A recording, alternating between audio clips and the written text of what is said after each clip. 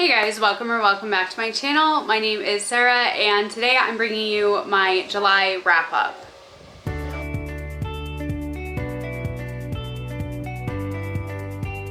So far, July has been my second best reading month of the entire year. I read 11 books, I DNF'd one, and I ended up reading a total of 3,894 pages. So I read a lot. So I'm going to go through these. I'm just going to go through them in the order that I read them, talk a little bit about my ratings, how I felt. I had 2 5 stars this month, 3 4 stars, and 6 3 stars, and the DNF. So not the greatest reading month as far as ratings, but I did get a lot read. So the first book that I read in July was actually one that I sold this morning. And so I will put a picture of it up here. I read Every Time I Go on Vacation, Someone Dies by Catherine Mack. This one I ended up giving 3 stars. It is a kind of a cozier mystery following an author who is on a book tour in Italy, and her ex-boyfriend believes that somebody is trying to kill him and get him out of the picture, and it's all looking into that. I enjoyed this book. I thought it was fun. It was very similar in ways to Finley Donovan. However, I felt like Finley Donovan was a little bit more fun for me, and this one I thought the highlight really was in the footnotes. It had really fun footnotes, kind of like How to Become the Dark Lord or Die Trying by Django Wexler. It had fun footnotes like that, but I just felt like those were the highlight of the story for me. I thought it was fun and it was a good setup. It just didn't execute it how I hoped it would, and I don't know, that just wasn't the best thing for me. So I ended up giving that one 3 stars. Then I read Chitty Chitty Bang Bang by Ian Fleming. Now this one was just a really fun like children's story that had all kinds of illustrations. I've since sent it to my sister because I thought that she would have a great time with reading that one and all of the old like 60s, 70s style artwork that's in it. I gave this one 3 stars as well. I thought it was really fun and it was interesting to read, and it was definitely a book of its time, you know, when they're giving kids a whole lot of money, when there's smoking, when there's guns and explosives and like all kinds of different things. Like, it was just really fun, and it was a fun book of its time. I loved Chitty Chitty Bang Bang, the movie, growing up, so when I found that one at the book sale that the library puts on last year, I think it was, I was really excited to get it and look at it and read it for the first time ever. So like I said, it was 3 stars. It wasn't like anything groundbreaking. It was a children's book, so I was not the target audience, but I still had a really good time with it, so I'm really glad that I read it. Next up, I read A Harvest of Hearts by Andrea Eames. This one is a cozier fantasy that our main character, Foss Butcher, she is the butcher's daughter, and there are sorcerers and sorceresses that the way that they use magic is they can take fragments of your heart without you knowing it, or they could take the whole thing, whichever they feel like doing. So with this one, what ends up happening, the one and only sorcerer in the land comes to her little village, and she's enamored by him, you know, because they're all absolutely breathtakingly beautiful. And in the process, she ends up getting a piece of her heart snagged by this sorcerer. And so what she decides to do is she decides to follow him back to the city and try to get that fragment back. And this is what happens in following that. And there is a talking cat and a house with feelings and emotions, and it was a lot of fun.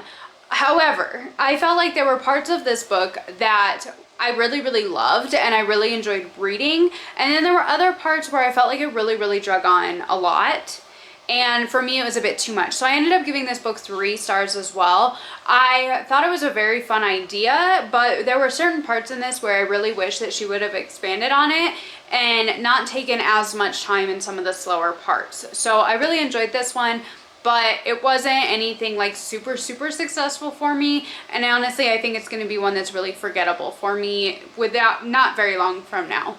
So I gave this one 3 stars as well. The next book I picked up was Water Moon by Samantha Sada-Yambao. This was my first 5-star read of the month. I loved this book. So this book is following Hana Ishikawa, And Hannah, her father has passed down this pawn shop to her. It's supposed to be her first day running the pawn shop on her own. But with this pawn shop, you don't pawn just any old thing. You actually pawn off your regrets. So it takes those regrets away from you, and you can live like basically guilt-free. Afterwards, move on with your life and not have those things hanging over your head, those guilts, those regrets. But when she wakes up to run the pawn shop for the very first morning that she is in charge, she finds it ransacked and her father is missing. And so she decides that she is going to try and hunt down her father, figure out what happened to him, make sure that he is okay. And along the way, or like in the middle of all of this, with finding out that the pawn shop has been ransacked, she meets this guy, Kai Shin.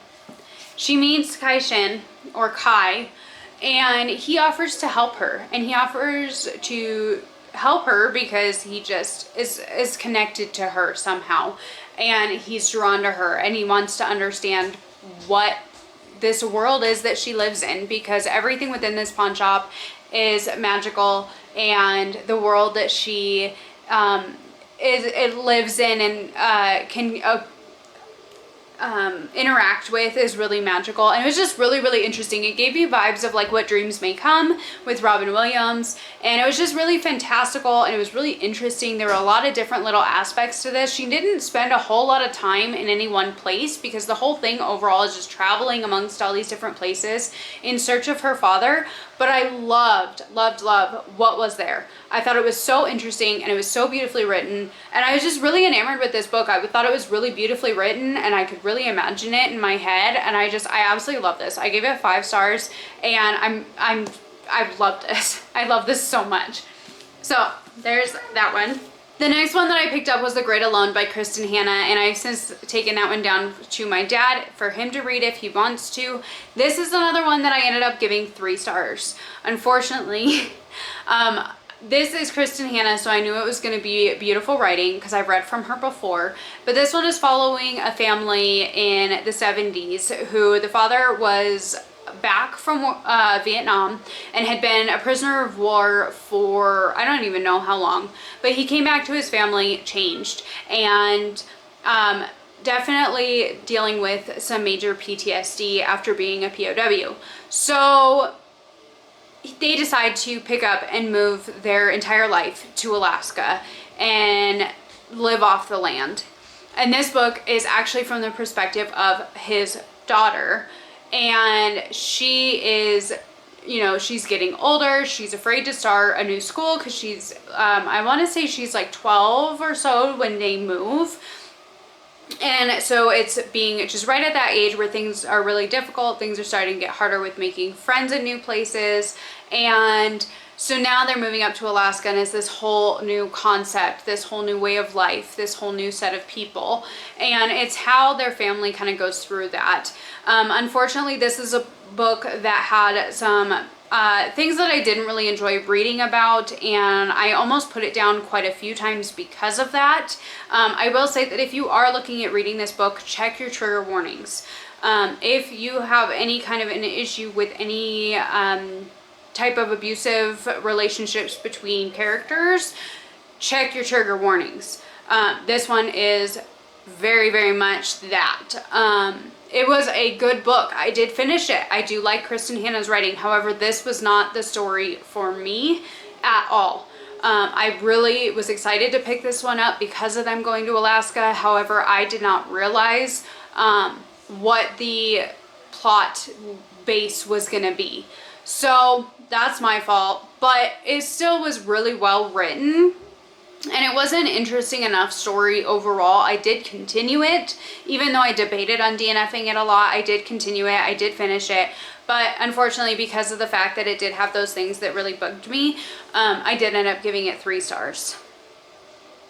The next one that I picked up was The Hunting Party, and I ended up reading like I ended up reading a little over 100 pages in this book, and I was so incredibly bored. And so this is following a group of friends who come together to spend New Year's together after they haven't seen each other for a year. And they always come together to go on a vacation together over New Year's and spend time together now that everybody's kind of got different things going on in life and whatnot. And what happens at this is that somebody ends up murdered. We don't know who and we don't know how, but somebody gets murdered. And then it's like going back and forth between times. So there's New Year's Day back to like the 3 days prior. So this book is following that.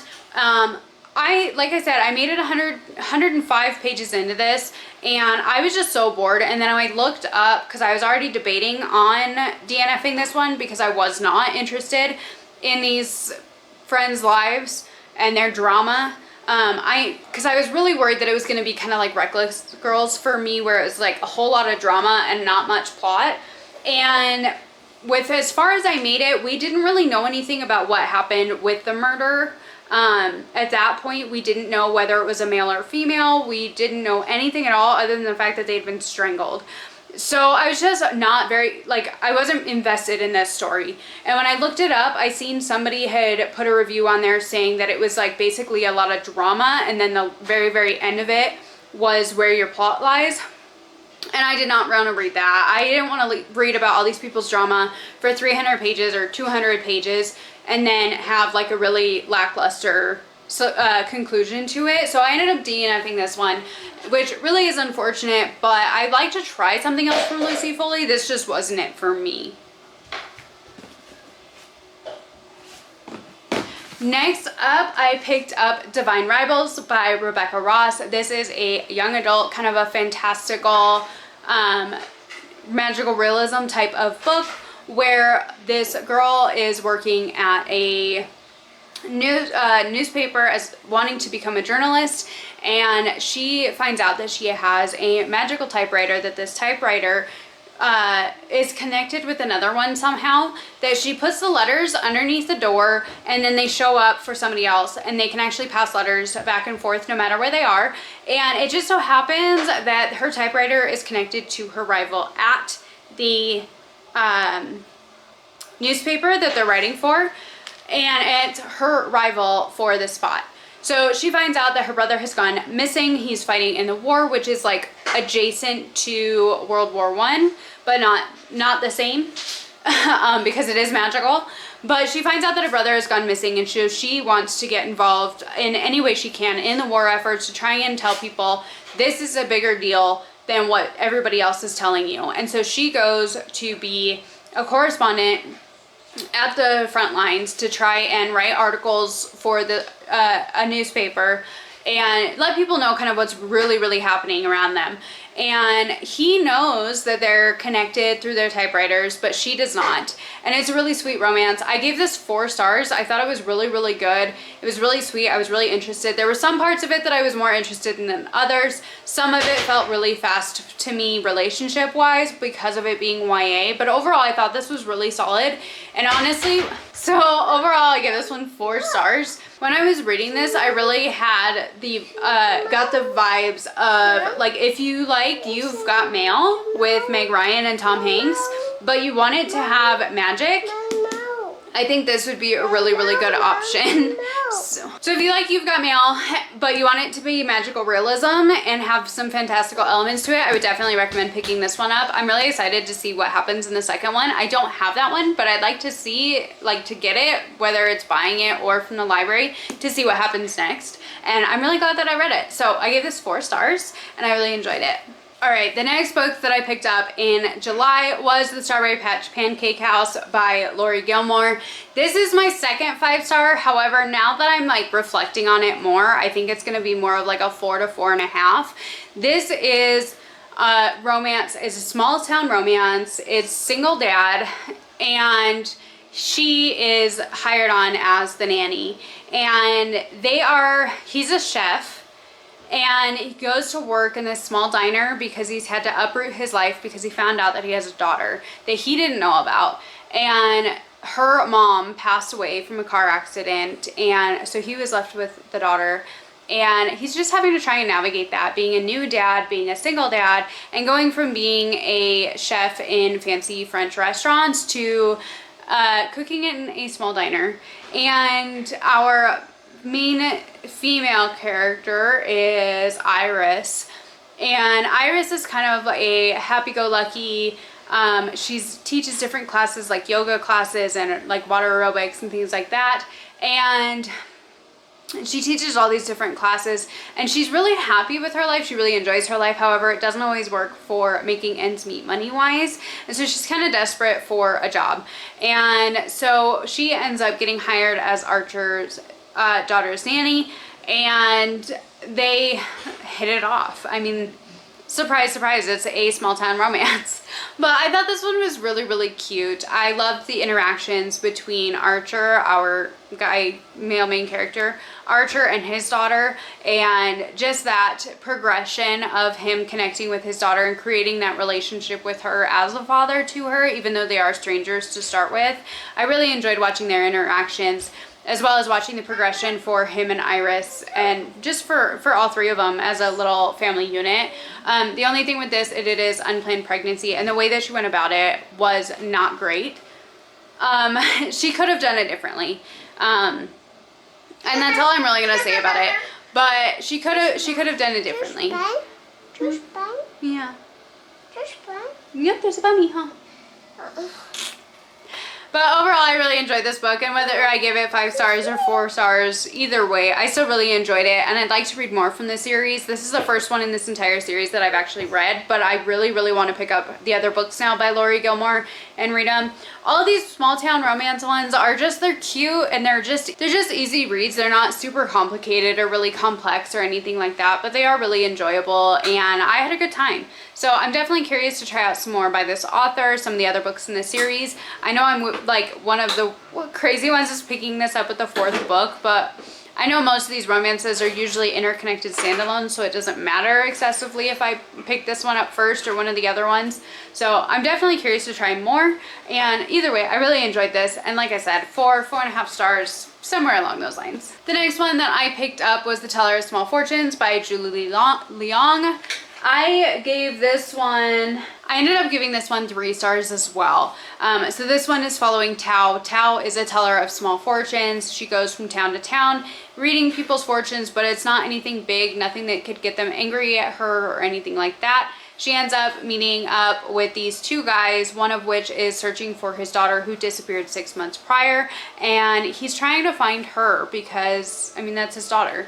So she ends up going along for the ride with these guys, and then they kind of create this whole found family as they go, and it was really sweet.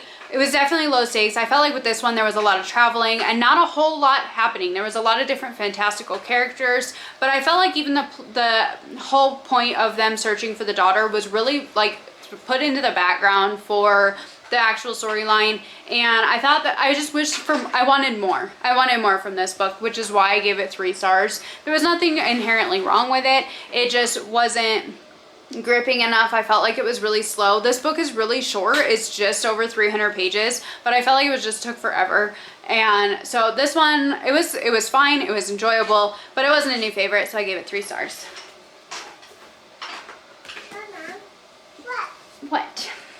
The next book that I picked up was Ghost Station by S.A. Barnes. I finally read this book. This has been a 5-star prediction since I bought it. However, I was super disappointed with this one. I gave this one 3 stars as well.